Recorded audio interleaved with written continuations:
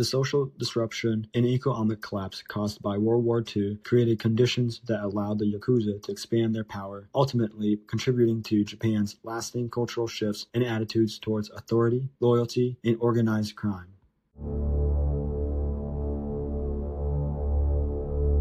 I'm Erica Eichholz. I am the middle school director here at Oakville Montessori School. I'm Kuniko Beringer, and I'm Japanese. Japan, a nation known for its order, discipline, and quiet beauty, but beneath the surface of its colorful cities, an ancient tradition, one built on loyalty, fear, and unbreakable codes. For decades, the Yakuza shaped the country from the shadows, controlling streets, businesses, and entire communities. The Yakuza, one of Japan's most well-known criminal organization, traces back to the early 17th century. The first group, known as Kabaki Mano, or Crazy One, were known for their strange clothing, unusual haircuts, and their attempts to imitate samurai, though they were also a violent and unpredictable group. The book Secret Society, written by John Lawrence, talks about how the Yakuza has adopted a code developed by the samurai to protect the weak, stay loyal to their boss, and value honor, courage, and duty. My ancestor was actually a warrior king who had samurai who worked for him. And they did have a very, very detailed code, the code Bushido.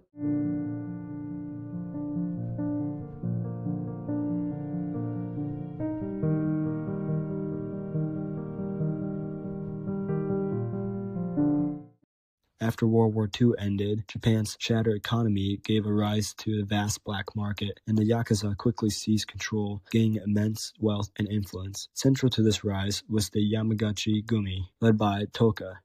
Toka recognized the potential of the post-war chaos. He moved swiftly to control key ports and dominate the black market trade.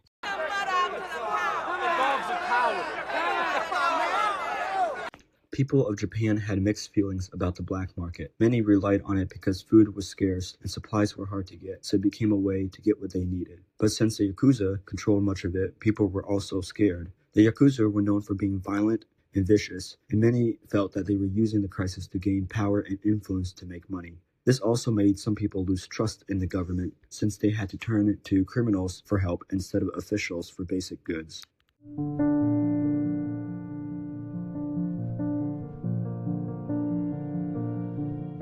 When I was little, everything was so scared, wasn't it?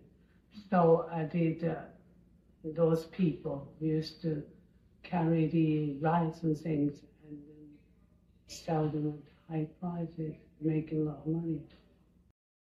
Going into the early 1950s to the 1970s, the government sometimes allowed local authorities to tolerate the Yakuza because they helped maintain order in areas that were difficult to regulate. Police often relied on the Yakuza to manage the situation like labor disputes, protests, and turf wars. At the time, there were not enough officers to handle all these conflicts, so the Yakuza acted as sort of unofficial enforcer. While this arrangement helped keep some stability, it also strengthened the Yakuza's power and influence, allowing them to expand their control over both legal and illegal activities in certain regions. By the late 1990s, the government took steps into limiting the Yakuza's growing power through legal reforms. One key measure was the Borokuden law, which targeted groups linked to organized crime. Under this law, businesses that were connected to support the Yakuza faced restrictions and penalties, making it harder for them to operate openly and reducing their influence over society. I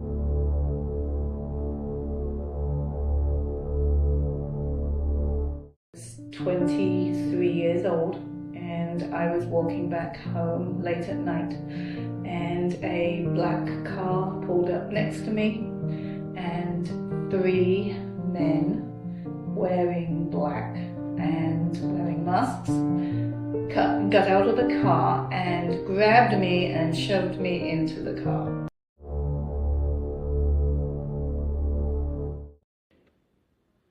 My mother introduced me to a man with lots of tattoo on it. And I said, Mother, why are they having a tattoo on it? Because they have to go off and get drug on the back. And that's how I came across my mother's cousin who's a Yakuza.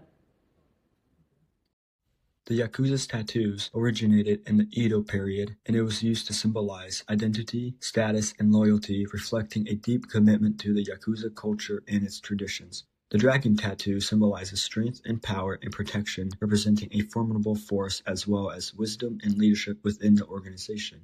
The koi fish tattoo represented perseverance and determination, illustrating the journey of overcoming hardship. The image of a koi swimming upstream signifies resilience and personal growth and triumph over adversity in the organization.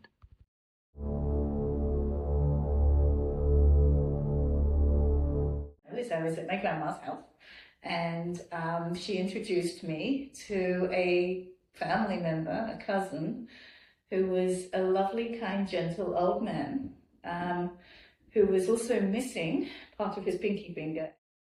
The yubusumi, meaning finger shortening, has its roots in the bakudo, the gambling underworld of Japan during the Edo period, 1603 to 1868. To perform the yubusumi, the person lays down a small clean white cloth and lays the hand onto the cloth facing down. Using an extremely sharp knife, or called the tanto, the person cuts off a portion of his left little finger above the top knuckle on his finger, or the tip of the finger. He then carefully wraps the severe portion in the cloth and submits it to the oibun, also known as the godfather of the Yakuza. The reason why the yubusumi is performed by the Yakuza gang is to demonstrate acceptance of responsibility for any offense or mistakes, or insubordination to the oibun. Presenting the severe finger to superior, oibun, visually and physically signals submission, loyalty, and recognition of the gang's authority. The yubusumi ritual has greatly declined due to the introduction of the anti-Yakuza legislation, also known as the Borokudon Law of 1992. In the late 20th century, the yubusumi has become an easy way for the law enforcement to identify the Yakuza members, so syndicates begin to discourage the practice to avoid drawing attention. At the same time, Japan's medical system and public attitudes shifted. Self-amputation is now seen as a dangerous, unnecessary act that can lead to infection, disability, and stigma. Modern Yakuza also operates more like businesses, where financial penalties, demotions, or expulsion are more practical than ritual injuries.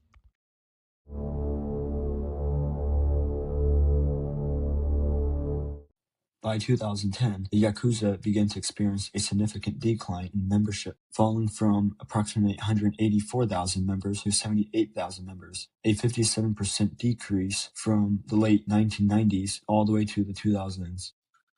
Even though the Yakuza have experienced exponential decline, they haven't still completely disappeared. Some groups still operate quietly, using intimidation, extortion, and loan shaking to survive. However, the time when the Yakuza acted openly and held major influence in the public life is now over. Most Japanese society no longer accepts them.